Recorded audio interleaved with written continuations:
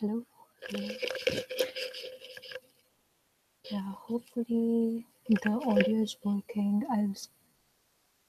So that we can see the presentation.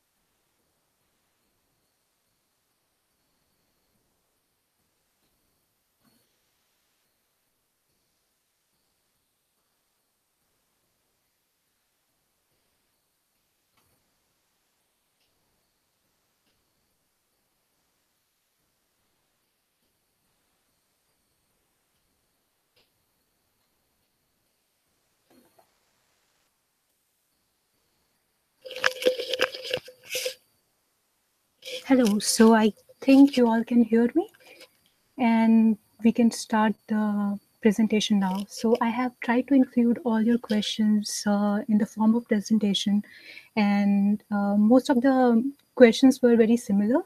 So I have all the questions together, and then I try to answer them.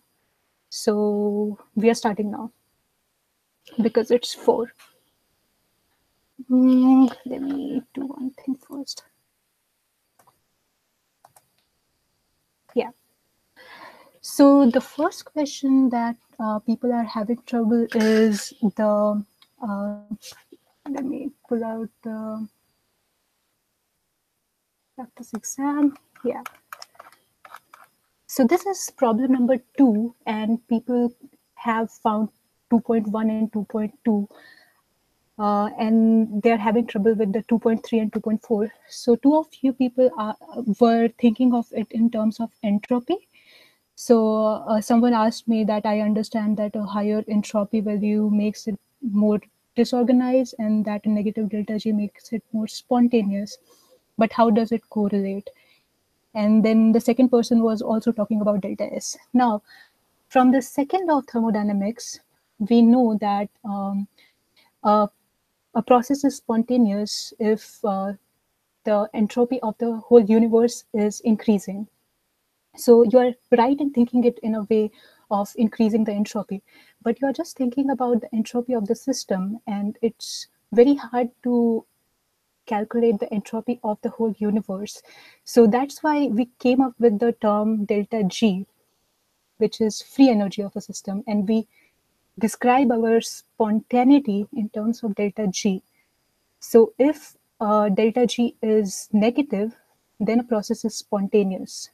So again, going back to what you people were thinking, you were thinking that entropy is a measure of whether a thing will be spontaneous, because as a whole, the process is spontaneous if the entropy of the whole universe is increasing according to second law of thermodynamics. But it's very hard to find the entropy of the whole universe. What you have found in part A and B is just the entropy of your system. So you can't conclude that the entropy of the whole thing the whole universe is increasing. So you have to think about it in terms of delta G. So delta G is a measure of spontaneity, you can say like that. And delta G is a mixture of, like it has a term for delta S and delta H. And if delta G is negative, then the process is spontaneous. And if it's positive, then the process is non-spontaneous. Now, looking back to your process, you are converting S monoclinic to S rhombic. So these are two different allotropic forms of sulfur. And you got delta G as at 25 degrees Celsius as minus 96 joules per mole. So now the other trouble that people are having is what does stability have to do with this reaction? So think about if something is more reactive, if this reaction is actually going to happen easily, then S monoclinic won't exist in this planet, right? It will just convert to S rhombic at 25 degrees Celsius if this process is spontaneous. So you won't have any S monoclinic. Um, yeah, so basically, if a process has a negative delta G, the more the negative delta G, the more spontaneous that process becomes. That means a more negative delta G will give you a more spontaneous thing. So suppose you are getting a minus 96 joules per mole at 25 degrees Celsius. That means this process is spontaneous. So the monoclinic will rather prefer to be in the rhombic form because this reaction will happen and your S monoclinic will keep on decreasing, right? So which will be more stable is the S rhombic, because going from S rhombic to S monoclinic will flip the sign of delta G, right? It will be 96 joules per mole, which is positive delta G, which makes the process non-spontaneous. So it will rather go to, the process will happen in the way it has been written. So it will go from S monoclinic to S rhombic because the delta G is negative. And that's why when you see the system, you will only find S rhombic because S monoclinic is getting converted to S rhombic, right? So that's the reason why your 2.3 problem, you get S rhombic is more stable. Now you have found delta G at 25 degrees Celsius and also delta G at 50 degrees Celsius for 2.1 and 2.2, right? So now there is a measure, right? The more negative the delta G is, the more spontaneous the process is. So you see at 25, it's more negative, it's minus 96, whereas at 50, it's minus 75. That means this process is more spontaneous at lower temperature, right? So at 25 degrees Celsius, this process will happen more easily. And it's asking, the question is S monoclinic more stable at low or high temperature? So think about it. S monoclinic will go more easily to S rhombic at lower temperature because the delta G is more negative. And at higher temperature, you have lower delta G, less negative delta G. That means this conversion of S monoclinic to S rhombic will be not as effective as at 25 degrees Celsius. So your S monoclinic will be more stable, kind of, yeah. So it will be more stable in the form S monoclinic. I hope this is clear now, whoever asked this. If you people have any questions about this slide, then you can comment in the live chat section.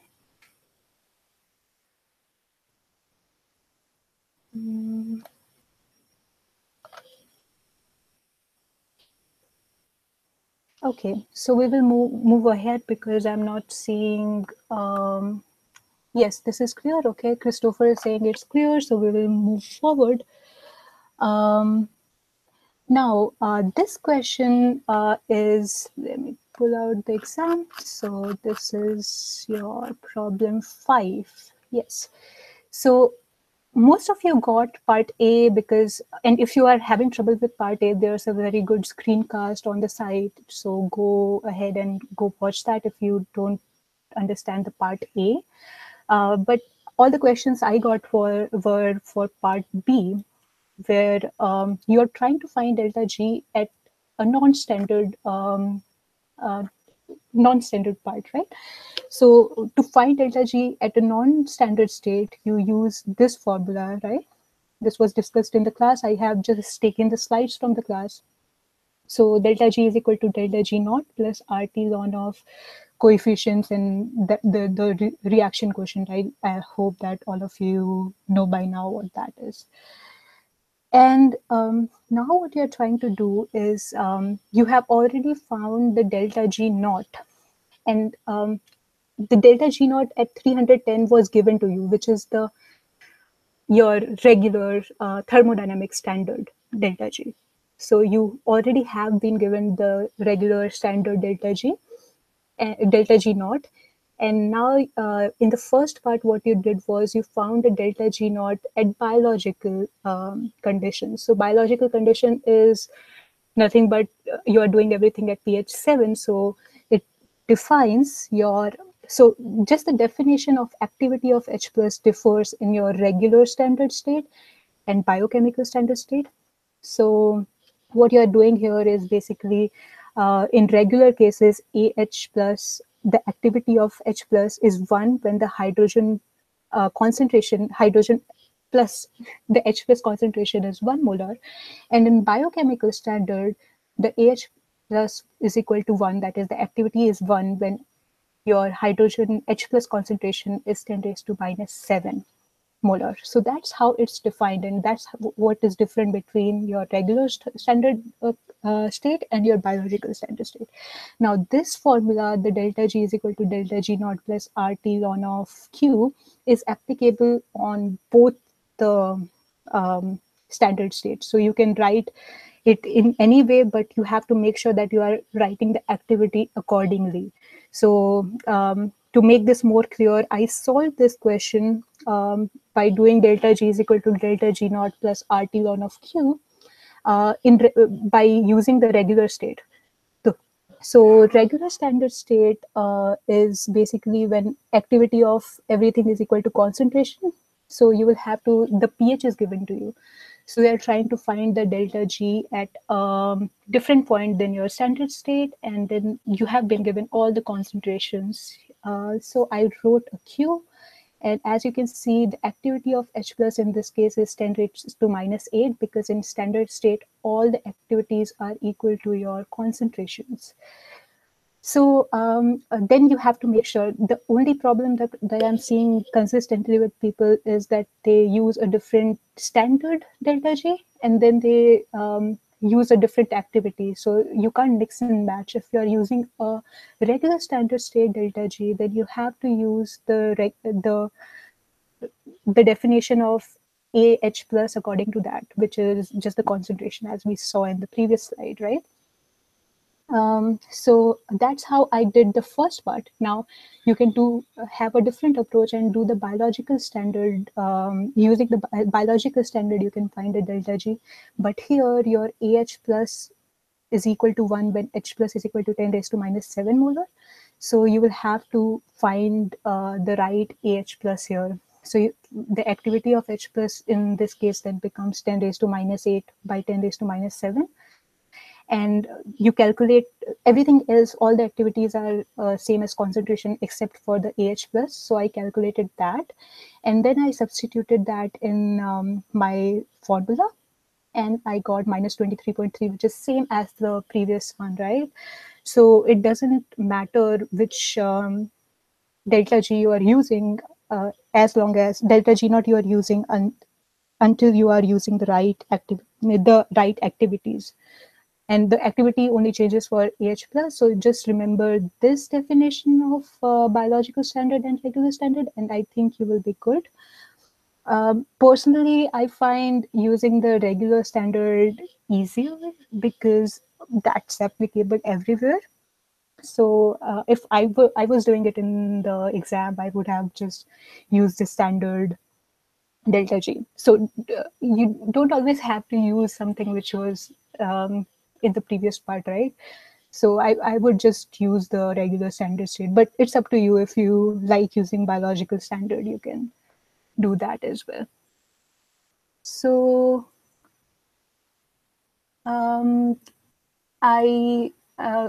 you can ask me question about this question if you have more.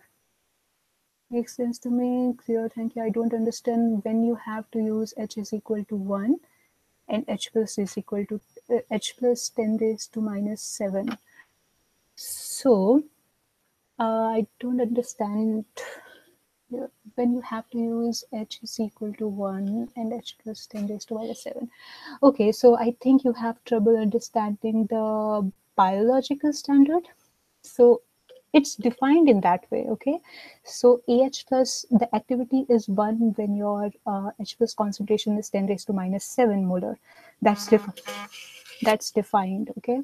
So you have to, if you see the second part of the problem, I am calculating the activity for 10 raised to minus 8 molar, and its activity is equal to 10 raised to minus 8 by 10 raised to minus 7. I don't know if this is helping, but I think if you are having trouble about deciding the standard delta G for biological, then you should go back to the screencast, which was very helpful according to me.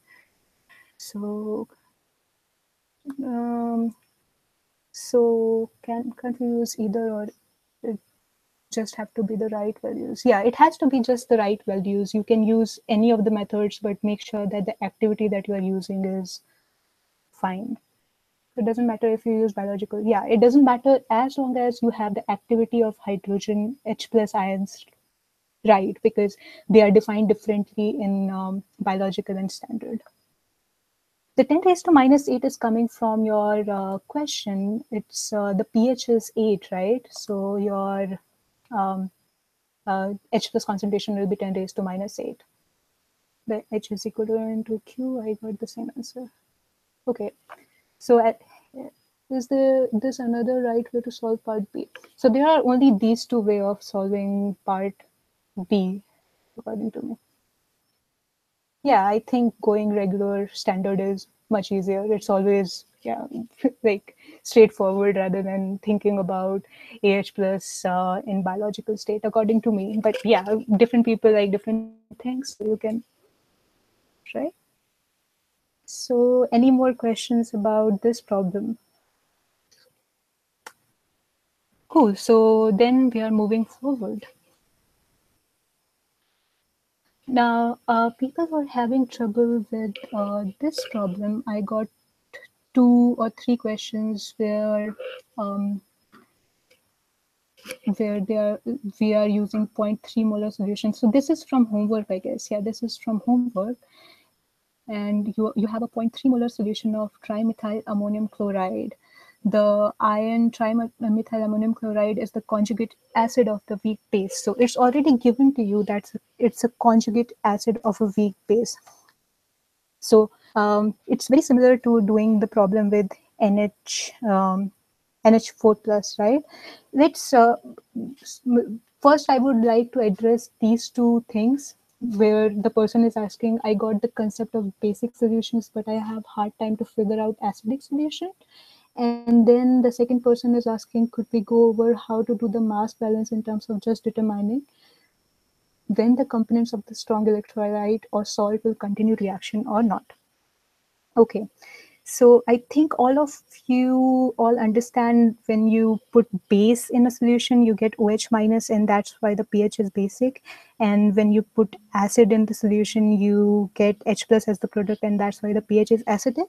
People might have trouble in the salts. So don't go too much in detail, but I was just trying to make sure that you understand how the pH like I'm trying to address the question when the component of strong electrolyte or salt will continue reaction or not. Okay, so when you have a strong acid like HCl and HNO3, what happens? The pK is negative. That means you will get a Ka which is very high. So for HCl, you will get a Ka of 10 raised to 7. And the expression for Ka will be H plus Cl minus in the numerator and HCl in the denominator, right? So that means this reaction is very, very shifted where H plus and Cl minus are dissociated, and it's kind of totally on one side and it's not going back to HCl. So it's always dissociated. It's always H plus plus Cl minus in your solution. It's not going back to HCl because it's a very strong acid. The same is the case for HNO3. If you put HNO3 in water, you get a pKa of minus 1.3, which will give you a very high Ka, which means that it will rather prefer to be dissociated and it won't go back to HNO3. Whereas in the weak acid case, the Kas, if you calculate from the pKa, will be very small. That means it can go back. It can again it will be from H plus and Cn minus, but it can go to HCN again. So that's the difference between strong acid and weak acid. The same is the case for strong bases. Once NaOH has dissociated in Na plus and OH minus, it won't prefer going back. And the same is the case for KOH. And when you see weak bases like ammonia and trimethylamine, they can go back. So they can form this equilibrium. Now, talking about the salts which these can form. So if you have a salt of strong acid and weak base, like you have in the case of NH4Cl, what will happen? These are, we in this class are just talking about strong electrolytes. That means they will totally dissociate. So they will form NH4Cl will give you Cl minus and NH4 plus. Cl minus we know is a conjugate base of a strong acid, HCl, so it won't go back. Cl minus won't go to on the exam, will it specify if the problem is a strong electrolyte? So all the problems which we are doing here deals with strong electrolyte. So even if it's not mentioned, you can safely totally assume that it's strong electrolyte. And then one person is asking, so oh, that's for the last problem. Okay. So it's always strong electrolyte in our cases. We just have to now worry about the cation and anion, whether they will form equilibrium. So in our case, if we are thinking about NH4Cl, Cl minus won't go to HCl because it's a strong acid. It will always be totally dissociated, so we won't have any HCl coming out. Now, the NH4 plus, being a weak base, can actually give you this equilibrium where NH4 plus is going to NH3 and H plus, right? So you are forming H plus. Whenever you are getting H plus in your right hand side, that means you are increasing the concentration of H plus in your solution, right? So that makes the solution acidic. Now you can pause later or go back to this slide and try thinking the same thing about NH4NO3, trimethylammonium chloride, NH4Cl. All of these are basically having NO3 is coming from HNO3, which is a strong acid. That means it won't go back. So NO3 will be the same concentration, and then NH4 will form this equilibrium, giving you H plus, making it acidic. So yeah, that's one case. Now the second case is you have a weak acid, salt of a weak acid, and a strong base, like in the case of NaAC. So Na plus won't go back to NaOH because it's a strong base. It will always prefer to be as Na plus and OH minus, but AC minus will go to the equilibrium which is shown here. So you are getting out OH minus in your reaction. You are getting it on right hand side. That means it's basic, right? So you can go back and see for these salts, and the pH will be higher than 7 because you're forming OH minus. So whenever you're getting on the right hand side OH minus, it will be a basic solution, and whenever you're getting H plus, it will be an acidic solution. How to create the mass and charge balance? So what I would do is think about, so suppose I'm talking about NH4Cl, okay? So NH4Cl. So I I will first write the dissociation, which will be NH4 plus and Cl minus. Let me, yeah, I think it's written here, yes. So whenever there's a salt, okay, there's a salt, it will always, because we are assuming it's a strong electrolyte, it will dissociate completely into the anion and cation. So you will have NH4 plus and Cl minus. So, and then your Cl minus is not going back to HCl because it's a strong acid. So you won't have any HCl in your solution. Now I'll create maybe a box. I think that's a good way to think about it. There's water always present, so there always will be H plus and OH minus in your solution. Then you will write whatever you are seeing on after writing things. So I am seeing NH4 plus, and I know that it will form the equilibrium NH4 plus going to NH3 and H plus. So I know there will be some NH3 present, Cl minus will be present. So I wrote everything in a box. Now I have in my box, like this is taken from Dr. Levitus's screencast. So she also has created kind of a circle, and she's writing all the species that she's seeing going while she's writing in the box. So you have H plus and OH minus always because water always has those. Then you have, so you're saying mass and charge balance can be a bit confusing. Uh, if I think you understand what all species are present, it won't be that bad. And I I agree with you that it comes with practice, that you're not missing any terms. But let's try to write it for here for whatever we are doing, right? So we already figured out that we will have H plus and OH minus because we are in water. Those will always be present. We will have Cl minus because the salt dissociated, so we are getting NH4 plus and Cl minus. We have NH4 plus, right? And we know that it's forming an equilibrium with NH3. So we will have NH4 plus and NH3. Now, this is all we have. Now, writing mass balance and charge balance with all of this is with all this information is easy.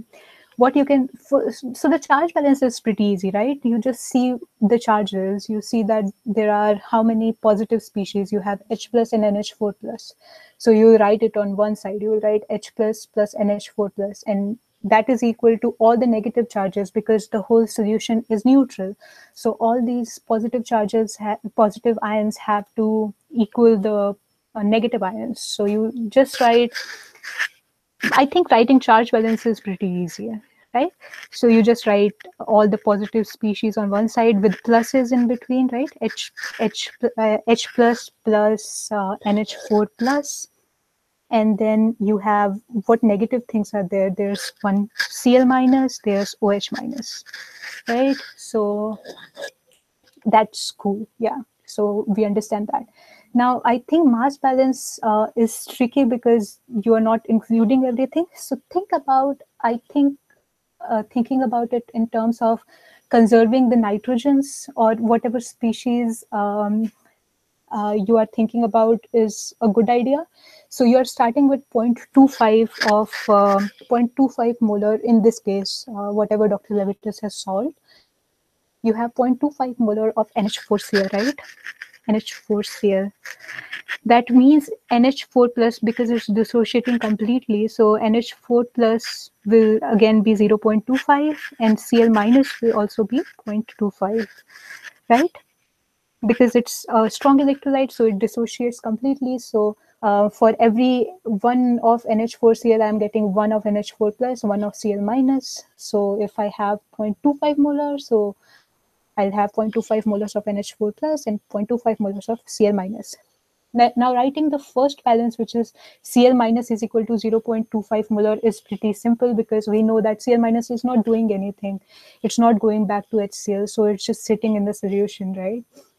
So it's easy if the thing is not doing anything. So that's a simple balance. You got the Cl minus is equal to 0.25 molar, right? Yes, so that's done. Now we are trying to conserve the nitrogens. Think about, I think if you don't understand what I'm saying, then it's fine. But I would say that think about nitrogen. So you have to have all the nitrogen containing species in there because you are starting with 0.25 molar of NH4 plus. So whatever the NH4 plus is doing, it's going to NH3. So all the nitrogen species should be coming from that 2.5 molar, right? So I would write it as 0.25 molar is equal to NH3 plus NH4 plus. Okay, so I'm now reading the questions. Let's see. We have time to do part 3.3 of problem 3. So I'll see that later. I'm just writing it here. Okay.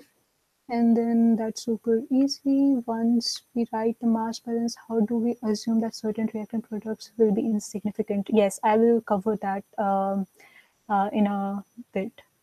And then, am I doing something wrong? I don't see any of what she is writing currently. So it's the top of the page. Oh, I think everyone can see it because I have on a different computer the presentation open and I can see the whole thing. So I don't know. Yeah, try refreshing it maybe.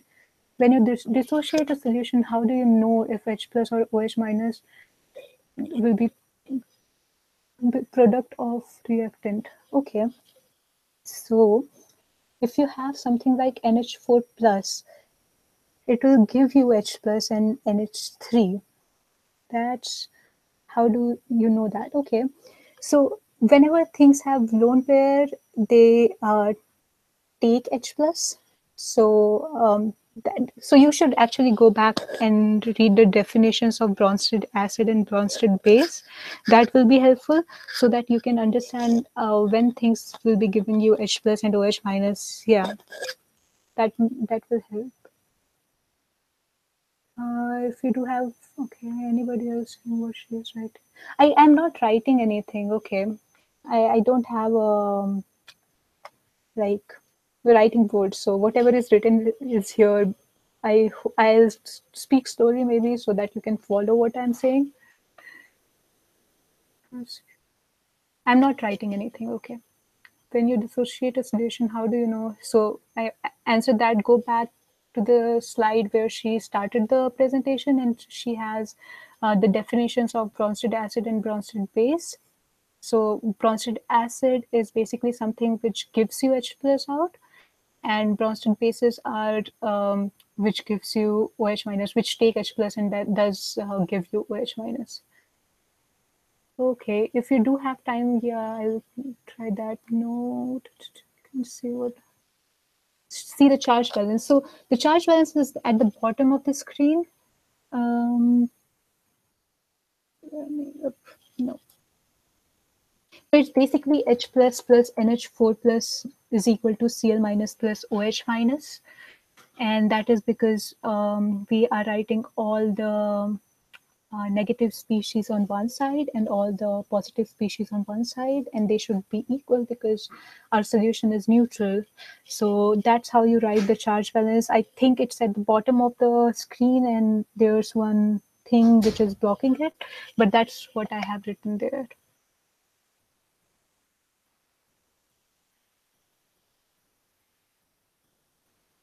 So we determine product and reactant by the bases and acids, correct? So we determine products and reactant by the bases and acids. Yeah, kind of. So when you have NH4 plus, it will give you NH3 and H plus, right? If you have Cn minus, it will give you HCN plus OH minus. So, so basically, when you have bases like NH3, it will take one hydrogen H plus and then it will form NH4 plus and give you OH minus. So whenever you get on the product side you get OH minus, that means it's basic, and if you get H plus then it's acidic. And I will again say that go back to the Bronsted acid and Bronsted base concept. You can also like see the slides and that will make more sense. I'm confused. So if the problem gives you NH3, is the equation NH3 plus water, NH4 plus OH, or NH4? Okay, yeah, so that's a good question. Many people write the equation backward.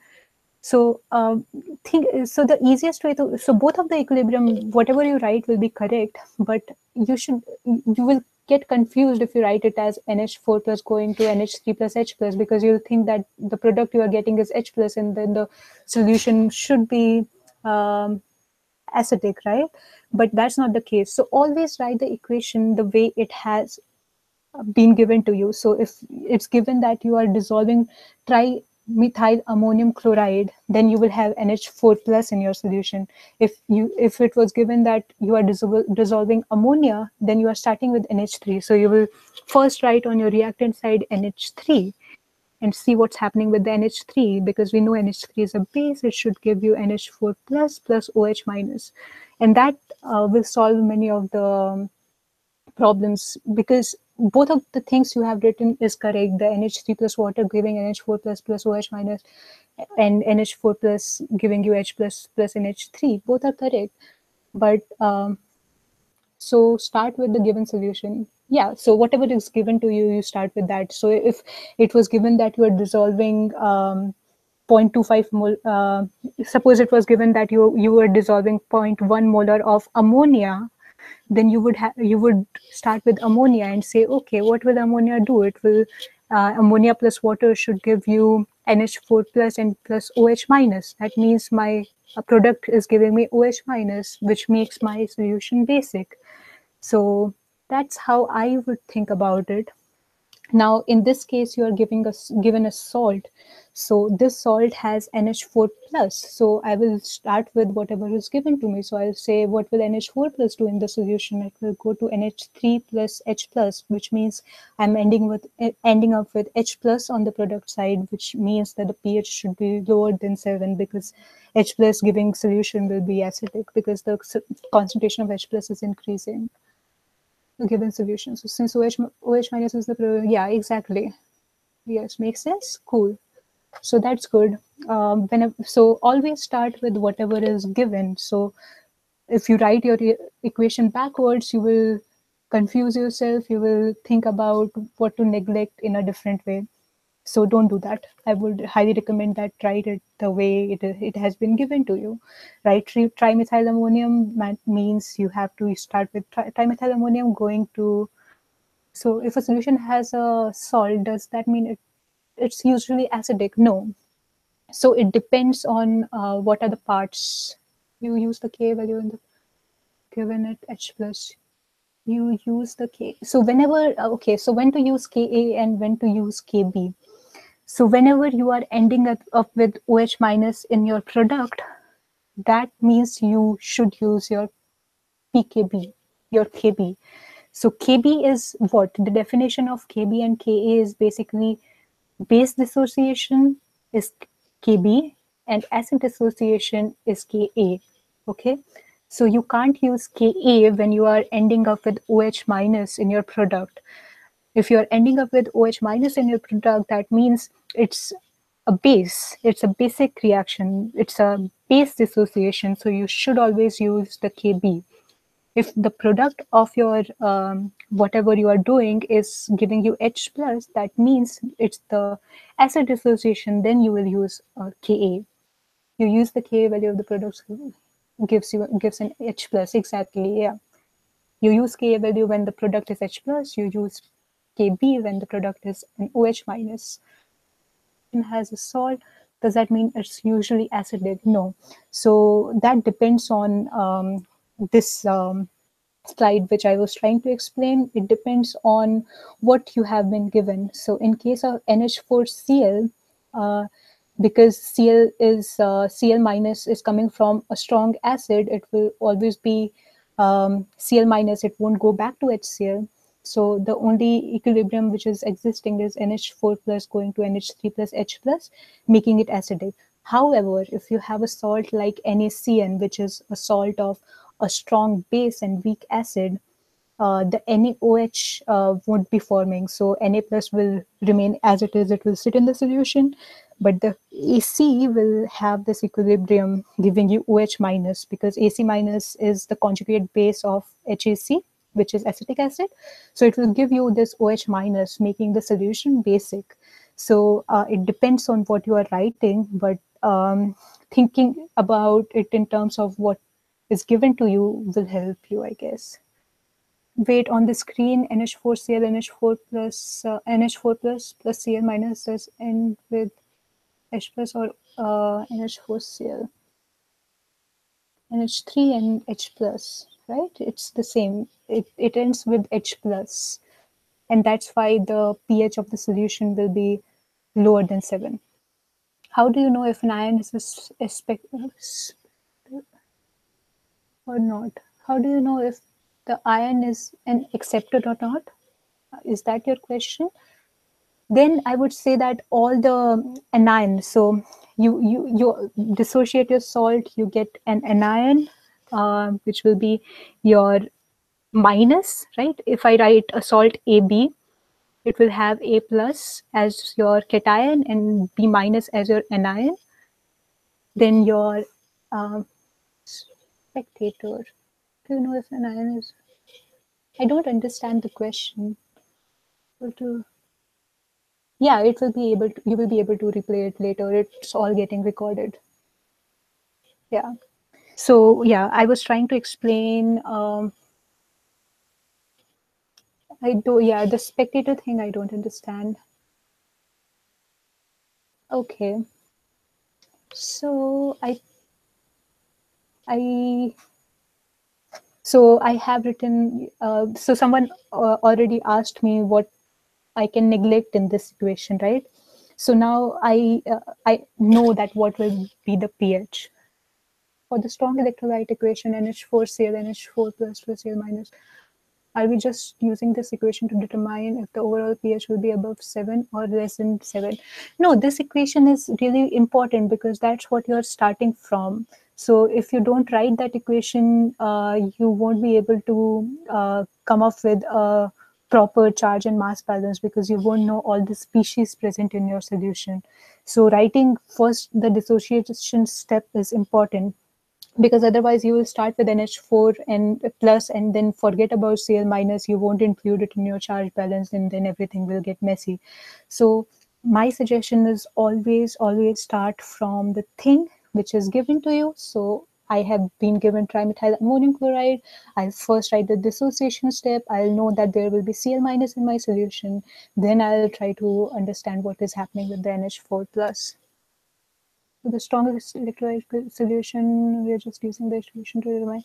And then after I have written this, I will just try to figure out what the pH will be, because the Cl minus won't go back to HCl, so that will just remain. NH4 plus will go to NH3 and H plus. That means the H plus is getting generated. The H plus concentration in my solution is increasing. Thus, my pH is going to be less than 7 because it's an acidic thing, right? Like, why is Cl minus not in the equation? So how come Cl minus isn't?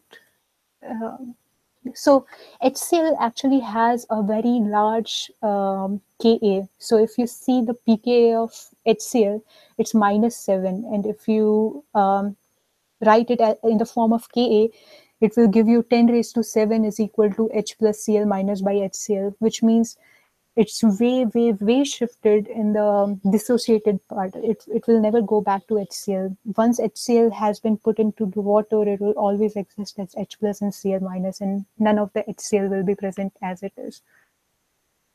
So it depends on the pKa, and so from our Gen Chem knowledge, we know that strong acids are like HCl, HNO3. Strong bases are NaOH, KOH. They won't form an equilibrium with when once they have been dissolved. They will have Na plus and OH minus. It won't go back to NaOH. But if we have weak acids, weak base, they are not very strong, so the dissociation won't be complete. So it will always be an equilibrium between the product and the reactant side. Okay, I hope that helped. So so what to neglect? That's the next question, right? So once we have decided what we are ending up with, we are ending up with H plus. That means my solution is going to be acidic.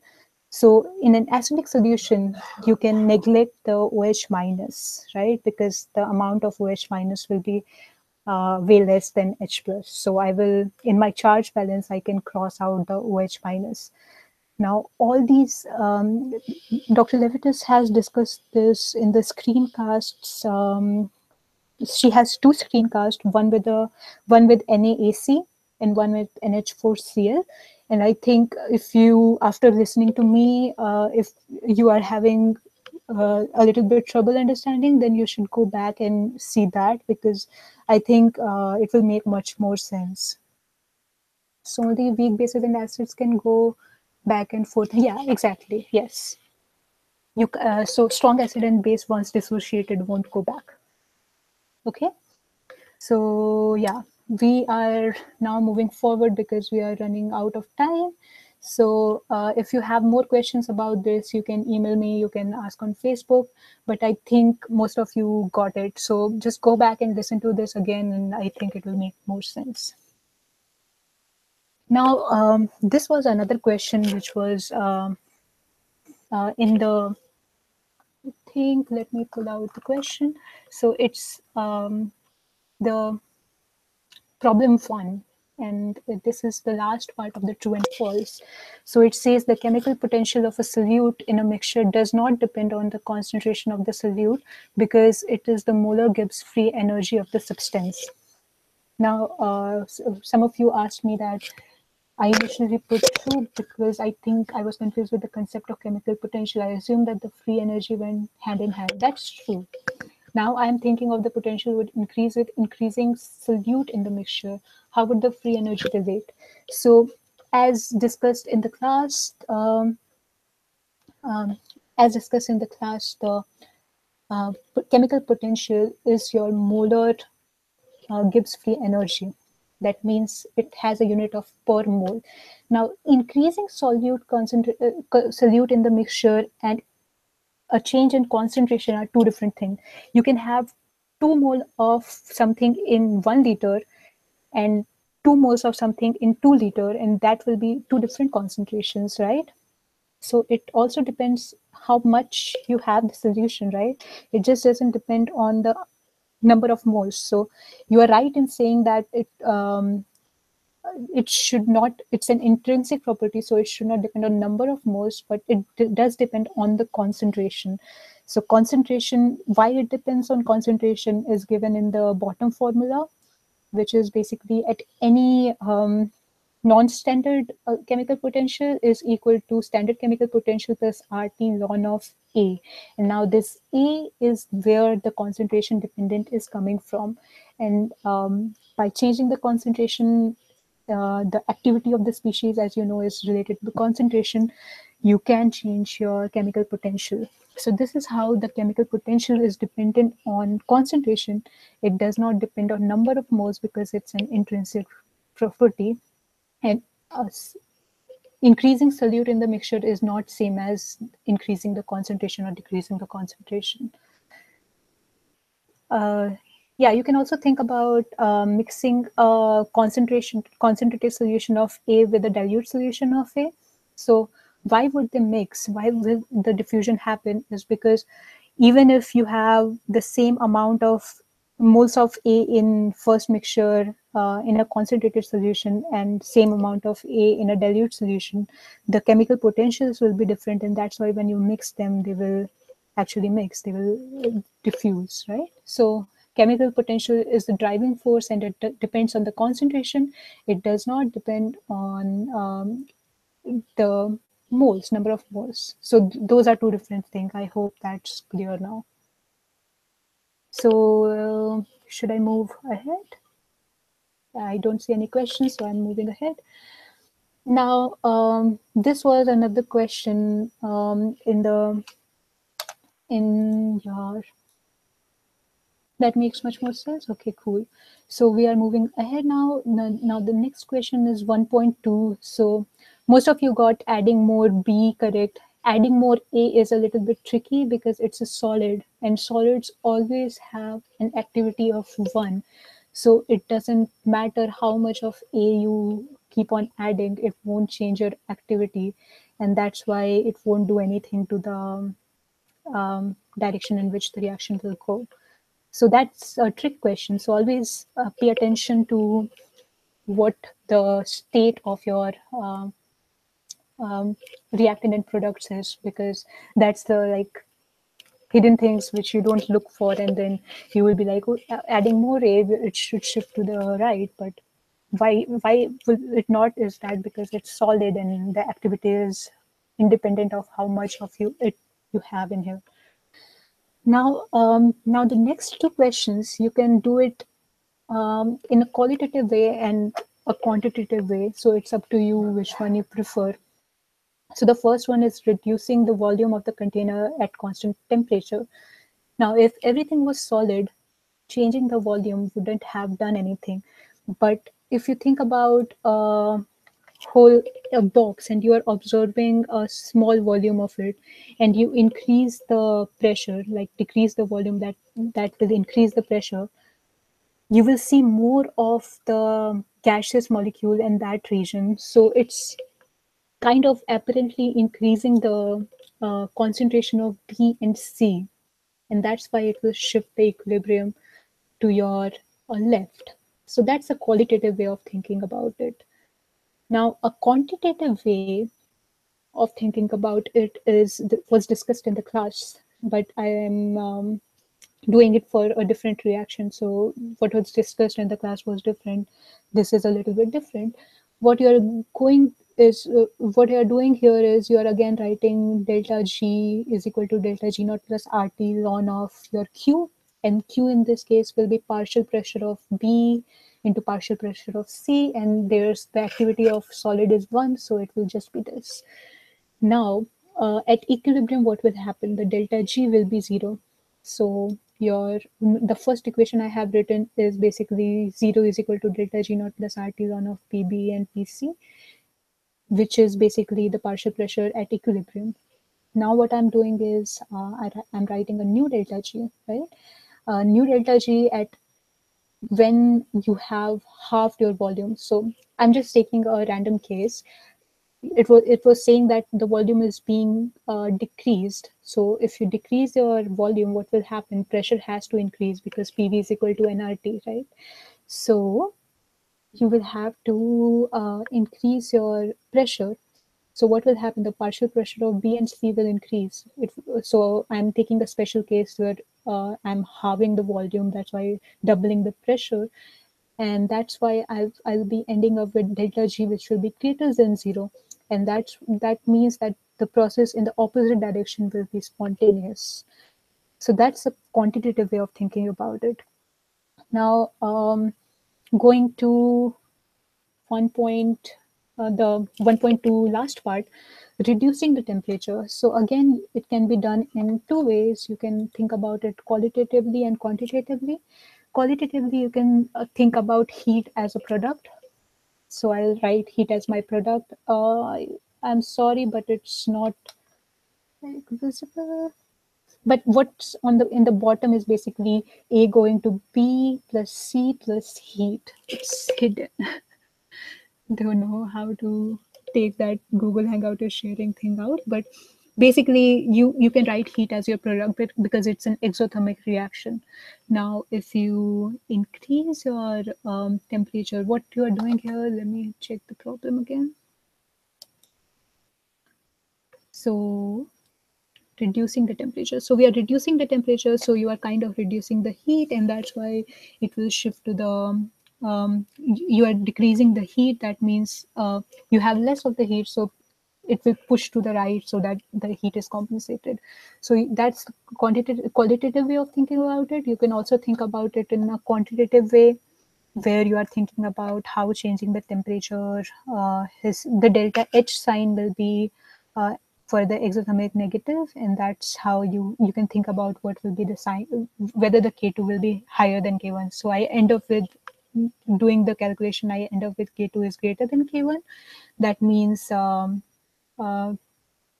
right. So that was discussed in the class as well. So you can go back to the class thing and check if you don't understand this here. I hope that was clear. Now the next question is, consider the reaction of formation of duplex DNA from its constituent single strand. What are the signs of delta H and delta S? So most of you understand why the delta S will be negative, because you are decreasing the disorder. Some of you had trouble in the delta H part, right? So in delta H part, what you are doing, so if you think about the structure of DNA, two single strands come together and form these hydrogen bonds. So the whole structure is joined together by these hydrogen bonds, and these hydrogen bonds are very strong. So when you form these hydrogen bonds, what will happen? The heat will be released. You can think about it in a reverse way as well. You can think about it, what if you want to tear apart your DNA? You want to make two single-stranded DNA from double-stranded DNA, and that will take energy because you're going to break all these hydrogen bonds between the DNA base pairs, right? So tearing them apart is taking energy. That means making them one will release energy because you're forming these hydrogen bonds, and these hydrogen bonds are really strong. So that's why the delta H for the reverse reaction. So here she has written it in the form where you are tearing apart your double-stranded DNA, you're melting it. So you are getting these two strands, and the delta H is 60.7, right? And the reverse will be minus 60.7. And that's how you get yeah, that minus 60.7, and that's the basic driving force, because otherwise what will happen, delta S is negative, so it's not favorable for the reaction, but this delta H is negative, and that's why this reaction is favored, and that's why we get double stranded DNA. Okay, now this is the question in which most of you had trouble. It's the 3.3 part. And the only thing which I think most of you were missing was that there will be some of the G6P present, right? Because it was an intermediate forming between these two reactions. You were going from G1P to G6P, and then you were going from G6P to F6P. So you were just thinking about your final product and reactant, but looking at your K values, you know that there will be some intermediate G6P present.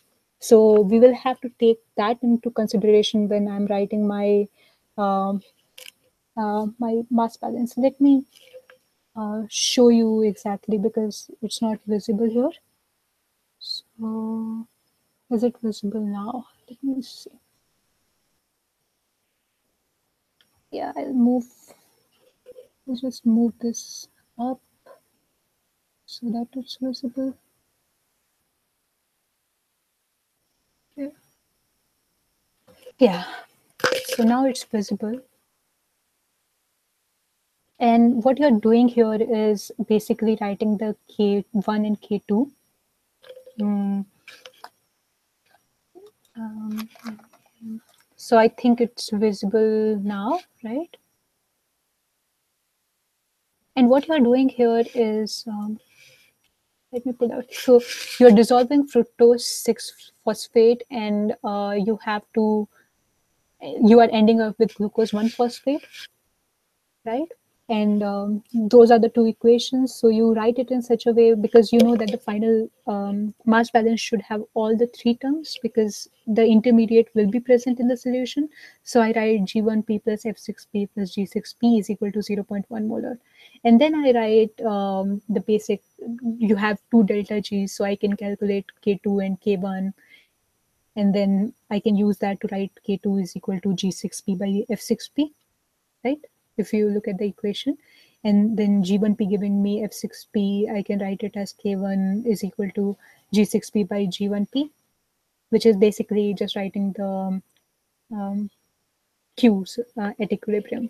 Then I write this mass balance, and now I have three things. I have K2 expression, I have K1 expression, and I have a mass balance, three unknowns and three equations. So it should be easy to solve.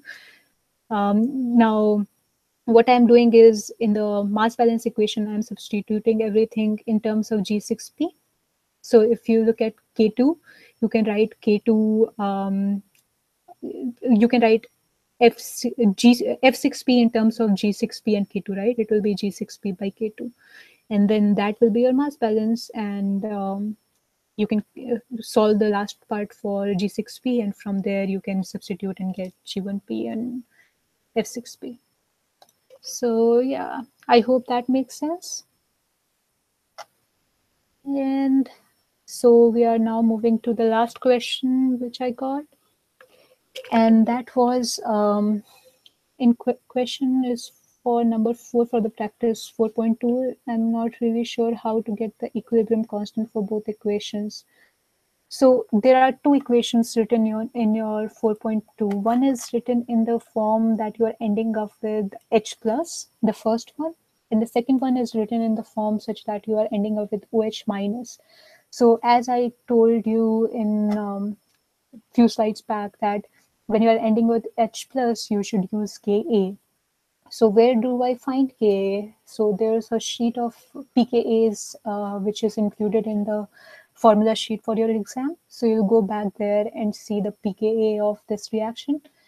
You get the pKa. From pKa, it's easy to get the Ka, right?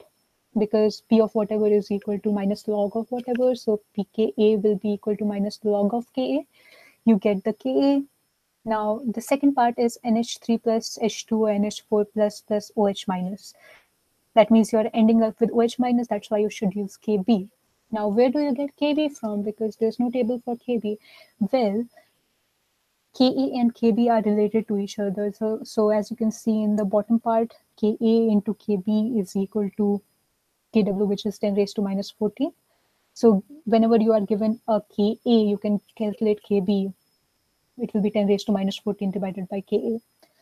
So that's how you get those two K values. So K equilibrium 1 will basically be just the Ka for the ammonium, and then K equilibrium 2 will be Kb. So now we know how to do that. And the last thing that you wanted to ask was how to write the charge balance and the mass balance. So what are you doing here?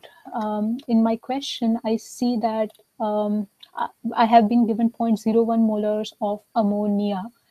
That means I have been given NH3. I will think what will happen with this ammonia if I put in water. I know it's basic. So it will give you this NH3 plus water. I think this should be visible. So NH3 plus water will give you NH4 plus and OH minus. Now you are ending up with OH minus, right? That means your solution is going to be basic. This doesn't came out very nicely, but yeah. So that's the first thing I have written. So and there will always be water. There will be always this OH minus and H plus. Now what will be in my solution? Again, mass balance. So for mass balance, I need to know whatever is in my solution. I'll make a box. I'll write whatever is there. I'll always write H plus and OH minus because it's water. So everything is dissolved in water. So that will always be there. There will be NH3. There will be NH4 plus, there will be OH minus. Now, knowing all this, I want to write a charge balance. What all is charged? I have OH minus, right? And then I have NH4 plus, those NH4 plus and H plus. So those are all the charged species. So I wrote a charge balance.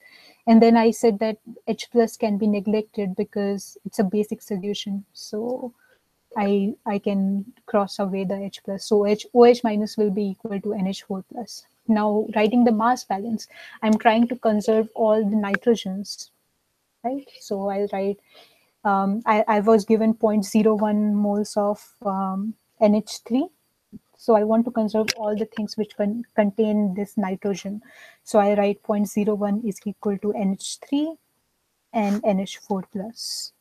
So that will be my mass balance. Now I can neglect the H plus, so H minus will become equal to NH4 plus. These are the two equations, and then you can just write KB expression, which will be NH4 plus OH minus by NH3, and then KB will be x squared divided by 0.01 minus x, and you can solve that. So I hope all the things which I talked about is clear. You can always email us or you can post on F3 and we will be happy to help. Also, I have office hours tomorrow morning. So if you have further questions, you can ask me there. So I'm ending this here. Cool. Yeah, hopefully this was helpful. Okay, all the best, and I'll stop the broadcast here.